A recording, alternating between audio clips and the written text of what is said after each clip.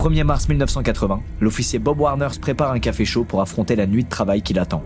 Avec un collègue, il est de garde au commissariat d'Ukiah, en Californie. Et ça lui plaît pas beaucoup, parce que Bob, c'est un gars qui aime l'action. Veiller derrière un bureau, ça l'ennuie profondément. Mais surtout, il est frustré, parce qu'il sait qu'il y a plus important à faire. Depuis plusieurs jours, toutes les unités du coin sont en alerte maximale à la recherche d'un certain Timothy White, un petit garçon de la ville qui a disparu en revenant de son école. Alors il passe le temps comme il peut, par exemple en lisant les derniers rapports pour se tenir à jour sur l'affaire. Et puis en levant les yeux, il semble halluciner. Il croit voir une petite tête blonde le regarder à travers la porte du commissariat. Il se dit que c'est sûrement la fatigue et que l'affaire commence vraiment à le peser. Mais en regardant à nouveau, il comprend qu'il y a bien quelqu'un. Un petit garçon qui tente d'ouvrir la porte du commissariat. Mais l'enfant prend peur, puis part dans la direction opposée. Bob saute de son siège et fonce dehors, tout en appelant du renfort sur sa radio. Arrivé sur le trottoir, il croise à nouveau son regard. C'est bien un petit garçon qui est planté là. Et il est en pleurs dans les bras d'une autre personne, un adolescent, qu'il fixe sans dire un mot.